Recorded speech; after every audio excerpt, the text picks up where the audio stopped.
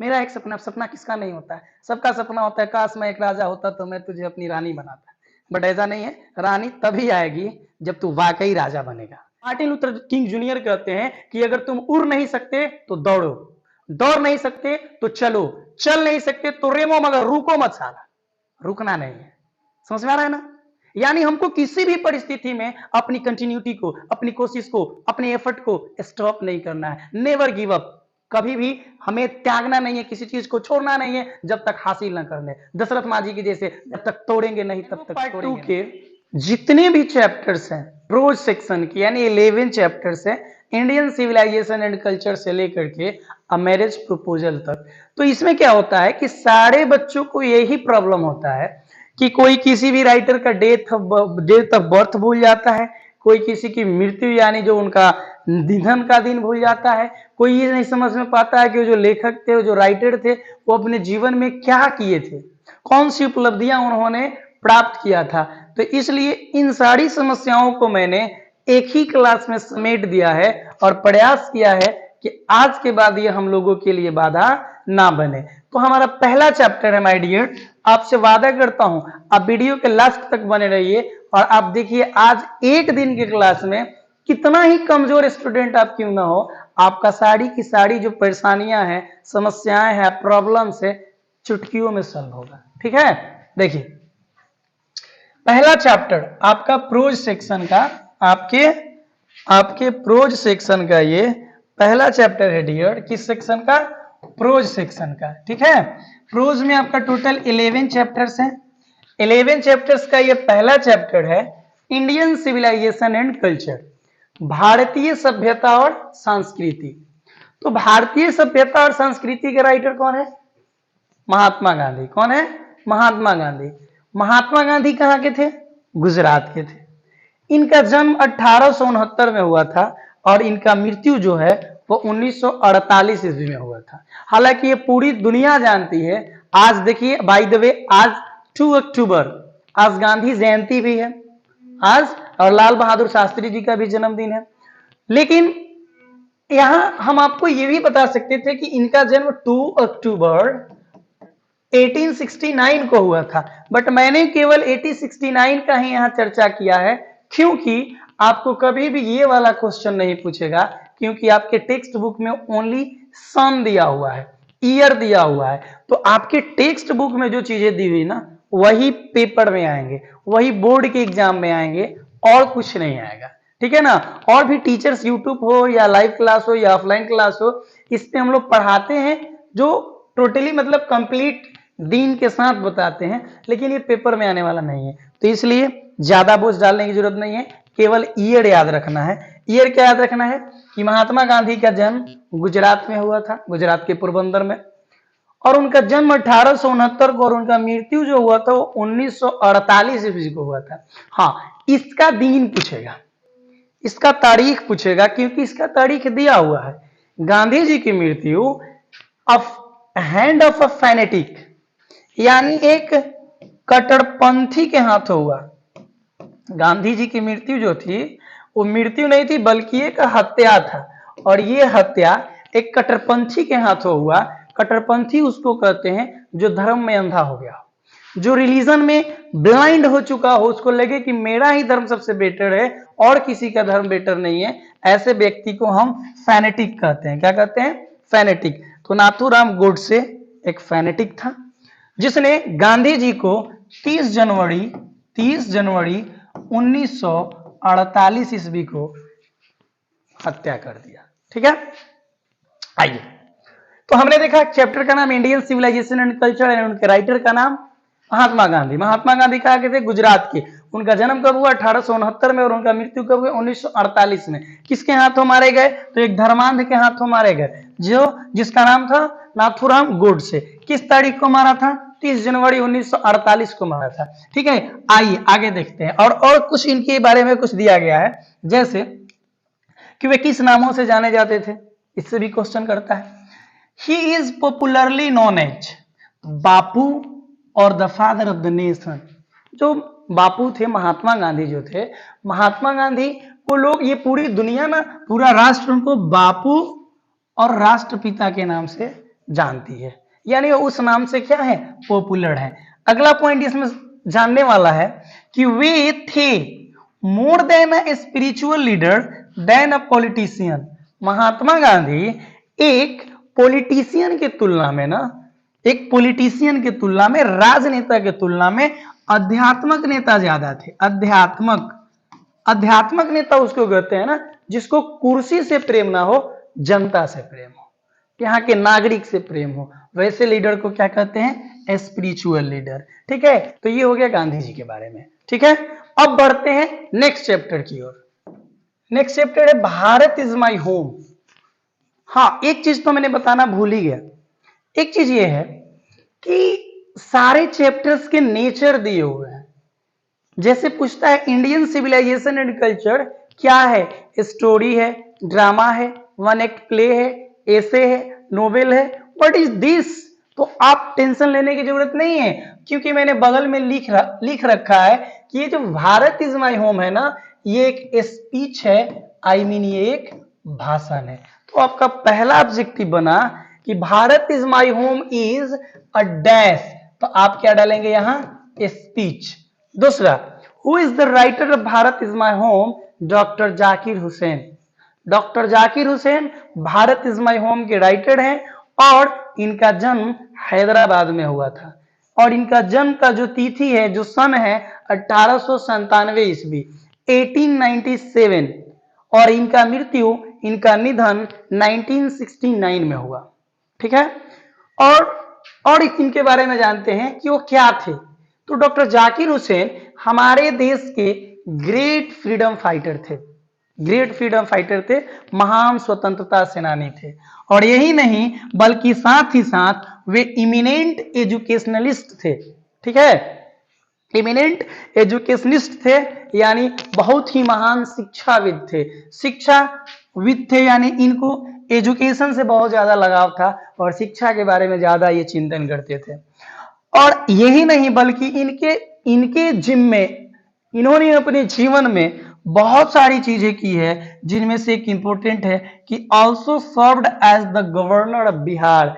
वे बिहार के राज्यपाल भी रह चुके हैं, वे बिहार के राज्यपाल भी रह चुके हैं। और ये अपने भारत के थर्ड प्रेसिडेंट बने 1967 ईस्वी में। इससे पहले हमारे देश का, हमारे कंट्री, हमारे भारत का जो प्रेसिडेंट थे वो थे डॉक्टर राधा कृष्णन। ठीक है, तो इस चैप्टर से जो भी क्वेश्चन लेखक के थ्रू आ सकता था, इसको एक बार रिमाइंडर करिए, एक बार रिमाइंड करिए। भारत इज माई होम किसके द्वारा लिखा गया है, डॉक्टर जाकिर हुसैन के द्वारा। डॉक्टर जाकिर हुसैन कहाँ के थे, हैदराबाद के थे। इनका बर्न कब हुआ, 1897 में हुआ। इनका डेथ कब हुआ, 1969 में हुआ। ये प्रेसिडेंट कब बने, 1967 में बने। ये प्रेसिडेंट बनने से पहले क्या थे, तो प्रेसिडेंट बनने से पहले ही बिहार के गवर्नर थे। क्या थे, बिहार के गवर्नर थे। और उसके साथ ही साथ ये क्या थे, तो ये ग्रेट फ्रीडम फाइटर थे। भारत इज माई होम किस टाइप का चैप्टर है माय डियर, तो ये एक स्पीच है। समझ में आ रहा है, आसान है, आसान है ना। हमको मालूम है क्या करना है, कैसे करना है, आई नो वेरी वेल। क्या करिएगा, एक्सपीरियंस को क्या कर सकते हैं, 9 साल हो गया यही काम करते हुए। और हमने, भले हम ऑनलाइन के लिए आज जो कुछ भी हो, ऑफलाइन में मैंने भी बहुत सारे मार्क्स और बहुत सारे अपने स्टूडेंट्स को, मतलब हमारे स्टूडेंट्स आज अच्छे अच्छे ओहदे पे हैं। ठीक है, और वक्त है, सबका वक्त है, बदल जाता है, मेरा भी बदलेगा। आप लोग चाहें तो please like, share and subscribe, it's my humble request. Okay, आइए आगे बढ़ते हैं। तीसरा चैप्टर है dear, a pinch of snuff, एक चुटकी खैनी। बड़ा ही मजाकिया कहानी है। इसको कहीं कहीं लिखा होता है कॉमिक स्टोरी, कहीं कहीं लिखा होता है हिलेरियस स्टोरी, हिलेरियस स्टोरी। तो ये जो अ पिंच ऑफ स्नफ है ना, एक मजाकिया कहानी है, मजाक के अंदाज में लिखा गया है, जिसके राइटर है मनोहर मालगांवकर। मनोहर मालगांवकर का जन्म 1913 ईस्वी में और इनकी मृत्यु 1973 ईस्वी में हुआ था। ये एक जाने माने नोवेलिस्ट थे और साथ ही साथ ये शॉर्ट स्टोरी राइटर भी थे, ठीक है। और यही नहीं बल्कि ये काम करते थे एज एन अंडर सेक्रेटरी, एक अंडर सेक्रेटरी के तहत ये क्या करते थे, काम करते थे। तो अब पिंच ऑफ स्नफ के राइटर से रिलेटेड जो क्वेश्चन बन सकता है वो ये बन सकता है, अब पिंच ऑफ स्नफ के राइटर कौन है डियर, मनोहर मालगोनकर। ये फोटो उन्हीं का है, सारे के सारे पिक्चर्स इसमें ओरिजिनल है, ठीक है ना। ये है मनोहर मालगोनकर, इनका जन्म 1913 में हुआ था, इनका डेथ 1973 में हुआ और ये जाने माने नोवेलिस्ट और शॉर्ट स्टोरी राइटर थे और ये एक अंडर सेक्रेटरी के तहत काम किया करते थे, ठीक है। नेक्स्ट चैप्टर है हमारा, फटाफट हम लोग देखेंगे। टोटल इसी वीडियो में 11 के 11 चैप्टर को हमें फिनिश करना है और फिर आपके लिए कोई दूसरा वीडियो लेकर आएंगे, इसलिए आप बने रहिए और अंत तक देखिए, अभी भी कुछ नहीं बिगड़ रहा है, ठीक है। हाँ वही बात है, देखो एक वक्त गुजरा है, गुजारना बाकी है, एक वक्त गुजरा है, एक गुजारना बाकी है, कुछ बिगड़ा है, कुछ सुधारना बाकी है। अभी भी वक्त है मेरे दोस्त, मेरे फ्रेंड्स, लगे रहो। हम लोगों ने बहुत सारे समय को एक्सपेंड किया है, बहुत सारे समय को स्पॉइल किया, बर्बाद किया, बट अब अपने लिए थोड़ा सा समय निकाल लो, ठीक है ना। अदरवाइज जो होने वाला हो तुमको भी पता है, हमको भी पता है, ठीक है ना। आओ आगे देखते हैं, आगे बाबू नेक्स्ट चैप्टर है हमारा 4 number chapter, chapter number 4, I have a dream. मेरा एक सपना है, मेरा एक सपना। सपना किसका नहीं होता है, सबका सपना होता है, काश मैं एक राजा होता तो मैं तुझे अपनी रानी बनाता, बट ऐसा नहीं है। रानी तभी आएगी जब तू वाकई राजा बनेगा। राजा बनो, तुम हीरो हो, तुम राजा हो अपने माँ बाप के, और जितने भी तुम्हारे रिलेटिव्स हैं, जितने भी तुम्हारे जान पहचान वाले हैं, वो सब तुम्हारे प्रजा हो जाएंगे अगर तुम राजा की तरह सोचो तब। समझ रहा है ना। आइए, मेरा एक सपना है, आई हैव अ ड्रीम, मेरा एक सपना है। ये कहानी है उस काले गांधी का। काले गांधी, काला गांधी कौन है भाई, काला गांधी यही है, देख लो, ये है मार्टिन लूथर किंग जूनियर।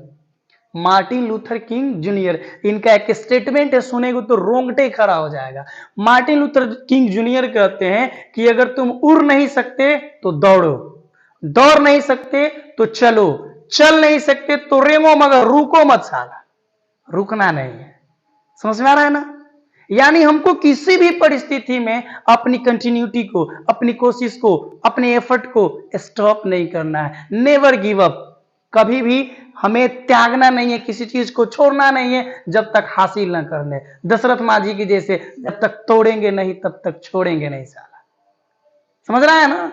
चलो, ये है Martin Luther king junior. Martin Luther king junior को का जो जन्म है ना, ये 1929 ईस्वी में हुआ था और इनका निधन 1968 ईस्वी में हुआ। और इनका निधन नहीं हुआ बल्कि इनकी हत्या कर दी गई, असेसिनेटेड, यानी इनका हत्या हो गया। कब, 4 अप्रैल 1968 ईस्वी को, 4 अप्रैल 1968 ईस्वी को। इनके बारे में और कुछ बताया जाता था कि एक बैप्टिस्ट मिनिस्टर भी थे, ये एक बैप्टिस्ट मिनिस्टर भी थे और इनको ना काला गांधी के नाम से जाना जाता है, काला गांधी। अच्छा, इनको काला गांधी क्यों माना जाता है, क्योंकि ये सत्य और अहिंसा के राह को अपनाए, ये गांधी जी को अपना आइडियल बनाए, गांधी जी के नियमों पे ये चले और गांधी जी को अपना आदर्श माने, और ये भी सत्य और अहिंसा के राह पे लड़े, और खास तौर से ये निग्रोज जाति के लिए लड़ाई लड़े। निग्रोज कौन है जी, अमेरिका के काले अंग्रेज को निग्रोज बोला जाता है। तो निग्रोज को ना, काले अंग्रेज को, जो गोरे अंग्रेज थे वो सता रहे थे, उनको जुल्म की भट्टी में झोंक रहे थे, और वहां पे ये जाकर के लड़ाई लड़े और निग्रोज को क्या किए, तो उनको अपनी हक दिलाए। ठीक है, एक बार फिर से रिमाइंडर करते हैं, आई हैव अ ड्रीम, ये भी एक भाषण है, ये भी एक स्पीच है, इसका हिंदी होगा मेरा एक सपना है। तो आखिर किनका एक सपना है? मार्टिन लूथर किंग जूनियर का। तो मार्टिन लूथर किंग जूनियर क्या थे भाई? तो ये एक ओरेटर थे। ओरेटर का मतलब होता है डियर वक्ता। क्या होता है? वक्ता, स्पीकर। स्पीकर किसी भी मंच पे जाके हिला देने का क्षमता है इनके अंदर, ठीक है ना। इनका जन्म 1929 में हुआ, इनका मृत्यु 1968 में हुआ। ये मृत्यु नहीं था, ये क्या था डियर? ये मर्डर था। इनकी हत्या हुई थी 4 अप्रैल 1968 को। इनको ब्लैक गांधी कहा जाता है क्योंकि ये गांधी जी से इन्फ्लुएंस थे, प्रभावित थे, और ये बैप्टिस्ट मिनिस्टर भी थे। और यही नहीं, इन्होंने नोबेल प्राइज जीता था 1964 ईस्वी में। इन्होंने नोबेल प्राइज जीता था 1964 ईस्वी में। तो ये थे काले गांधी, और ये था काला गांधी का कमाल। आया समझ में? चलते हैं नेक्स्ट चैप्टर पे। तो नेक्स्ट चैप्टर है ideas that have helped Mankind. ऐसा विचार, ऐसी सोच, ऐसी भावना जिसने मानव जाति का मदद किया। एक ऐसा विचार रखने वाला व्यक्ति जिससे पूरे मानव जाति का कल्याण हो जाए, तो वह व्यक्ति कैसा होगा? बड़ा ट्रेंड होगा। बड़ा ट्रेंड यानी Bertrand Russell. Ideas that have help Mankind के राइटर हैं बर्ट्रैंड रसल। और बर्ट्रैंड रसल कौन है? यही है, समझ रहे हैं ना? ये है बर्ट्रैंड रसल, ठीक है। बर्ट्रैंड रसल का जन्म 1872 ईस्वी में हुआ था, और ये एक ब्रिटेन थे। ब्रिटेन में इनका जन्म हुआ था। कहां हुआ था बाबू? ब्रिटेन में इनका जन्म हुआ था। और इनका निधन 1970 ईस्वी में हुआ था। इनका निधन 1970 ईस्वी में, 1970 में। एंड इनका बॉर्न जो था ये 1872 में हुआ था। तो सबसे ज्यादा कंफ्यूजन वाला क्वेश्चन यही है, किसी राइटर का डेथ, किसी राइटर का बर्थ, ये सारी चीजें अक्सर हम लोग भूल जाते हैं, लेकिन अब भूलना नहीं है। बस इस वीडियो को एक बार देख के आगे निकल जाना है, ठीक है। आगे देखिए, कहां थे हम? तो बर्ट्रैंड रसल, ऐसा विचार जिसने मानव जाति का मदद किया। Ideas that have help Mankind. और ये क्या है माय डियर? तो ये एक एसे है। ये एक एसे है। Ideas that have help Mankind एक निबंध है, एक एसे है, ठीक है, एक लेख है। He was a British philosopher. ये जो बर्ट्रैंड रसल हैं, ये एक ब्रिटिश दार्शनिक थे। ब्रिटिश दार्शनिक थे, इतिहासकार भी थे, गणितज्ञ भी थे, और advocate for a social reform, और सामाजिक रिफॉर्म के लिए एक वकील भी थे, ठीक है। इनको भी एक नोबेल प्राइज मिला था 1950 ईस्वी में। अब तक आपने दो लोगों को, दो राइटर को देखा। एक थे हमारे काले गांधी, मार्टिन लूथर किंग, इनको भी नोबेल प्राइज मिला था। और एक है हमारे बर्ट्रैंड रसल, इनको भी नोबेल प्राइज मिला। इनको नोबेल प्राइज मिला 1950 में, और इनको मिला 1964 ईस्वी में। तो इस तरीके से आपने 5 चैप्टर कंप्लीट किया। अब नेक्स्ट चैप्टर की ओर हम बढ़ते हैं, और हमारा नेक्स्ट चैप्टर है द आर्टिस्ट। जबरदस्त कहानी है। हमने क्या बोला? कहानी है, आई मीन ये स्टोरी है, और सही में स्टोरी यहां लिखा हुआ है ना, दी आर्टिस्ट। कुछ लोग द, किस लोग दी, यानी जो वॉवेल साउंड होता है उसके पहले दी बोलते हैं। दी आर्टिस्ट, दी आर्टिस्ट कलाकार, कलाकार, कलाकार, ठीक है। तो इस कलाकार को, अच्छा, इसको याद करने का क्या आइडिया हो सकता है? कलाकार क्या करता है? कुछ नया सिखाता है। कुछ नया सिखाता कौन? कलाकार है। तो कलाकार सिखाता नया है, यानी क्या सिखाता? सीगा नोया। इसको सीखा नया कर सकते हैं ना जी, तो हो जाएगा हमारा सीगा नोया। सीगा नोया क्या है जी? दी आर्टिस्ट के राइटर है। दी आर्टिस्ट के राइटर कौन है? सीगा नोया, जिनका जन्म 1883 ईस्वी में हुआ, और इनका डेथ 1971 ईस्वी में हुआ, ठीक है। ये एक जापानीज शॉर्ट स्टोरी राइटर थे 20वीं सदी के। My dear students, next chapter है हमारा a child is born. A child is born, ये भी एक बहुत ही अच्छा चैप्टर है, जो औरतों के बारे में बताया गया है। इसके राइटर है जर्मन ग्रीयर जी। ये है जर्मन ग्रीयर। कौन है? जर्मन गिरियर। जर्मन गिरियर जो है ये ऑस्ट्रेलियन थी। इनका जो जन्म हुआ ये ऑस्ट्रेलिया में हुआ। कहाँ हुआ? ऑस्ट्रेलिया में। इनका जन्म ऑस्ट्रेलिया में 1939 ईस्वी को हुआ और इनका मृत्यु 1965 को हुआ। हालांकि इनका मृत्यु नहीं दिया हुआ है बुक में, आप केवल डेथ भी याद रखेंगे तो काम चल जाएगा, क्योंकि सॉरी केवल बर्थ भी याद रखेंगे तो काम चल जाएगा, क्योंकि डेथ पूछेगा ही नहीं, क्योंकि सिलेबस में दिया नहीं है। समझ रहे हैं ना?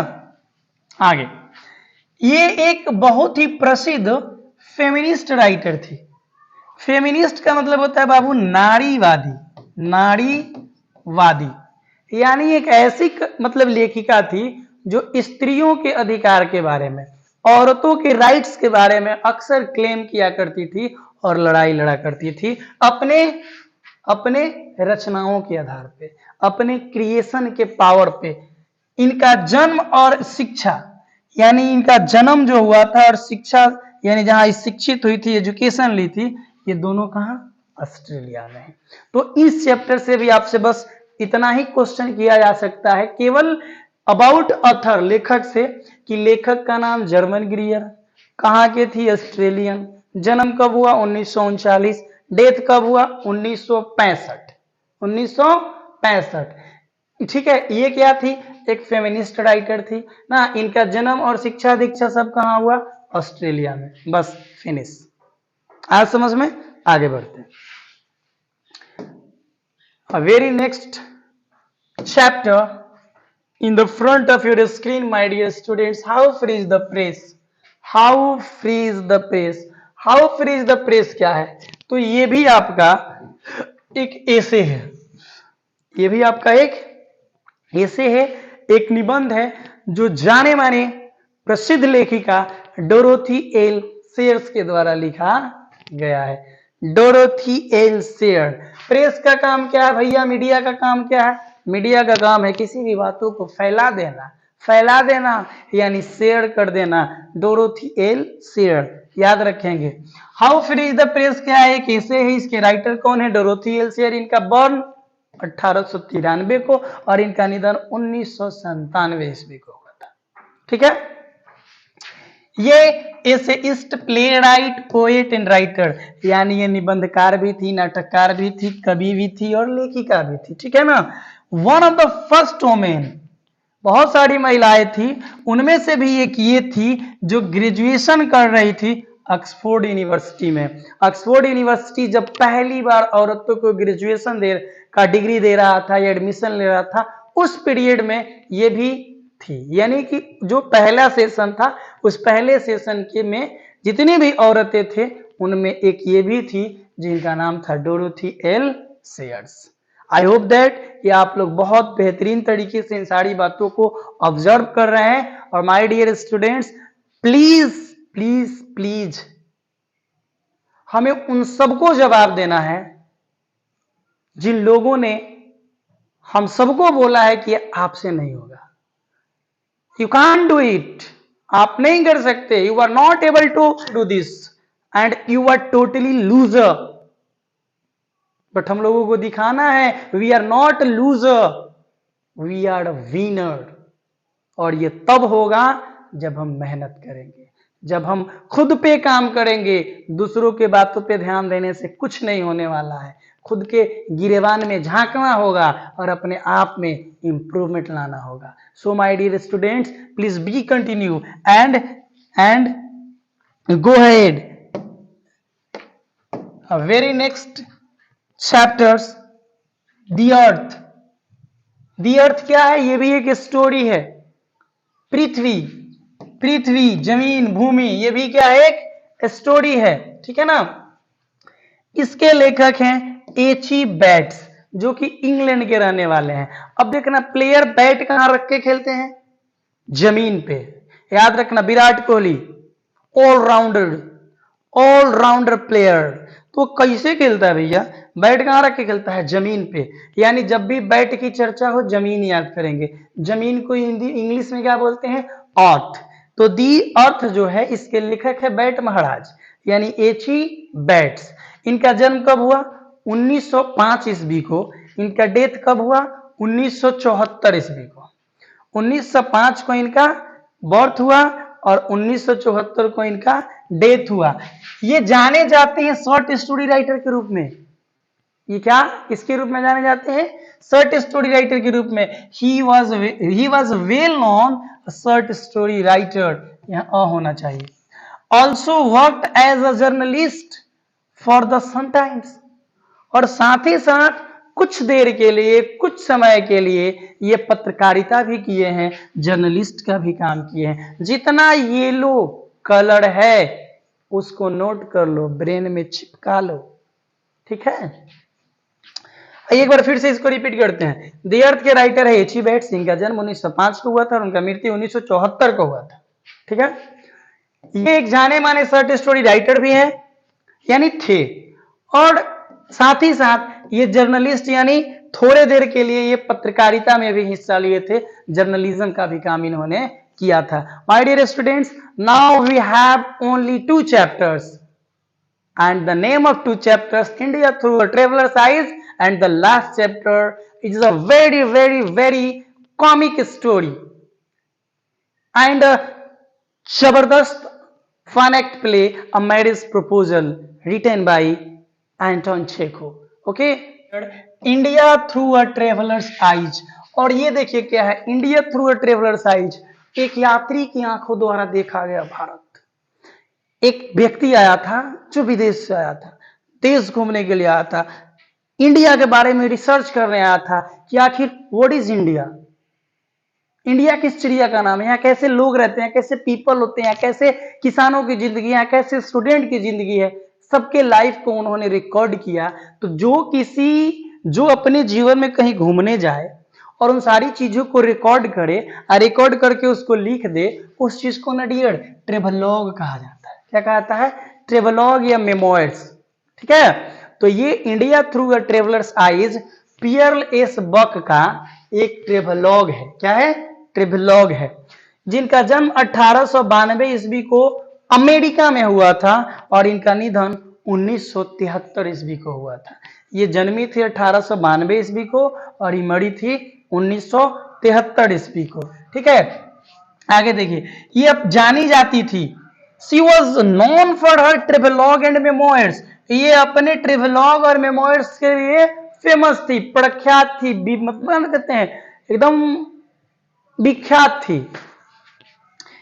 रियर्ड एंड स्टडी, जन्मी थी अमेरिका में, लेकिन इनका पालन पोषण और इनका अध्ययन यानी शिक्षा दीक्षा टोटल चाइना में हुआ। कहां हुआ डियर? चाइना में हुआ, ठीक है। और ये भी एक नोबेल प्राइज विनर हैं, जिनको 1938 ईस्वी में नोबेल प्राइज से नवाजा गया था।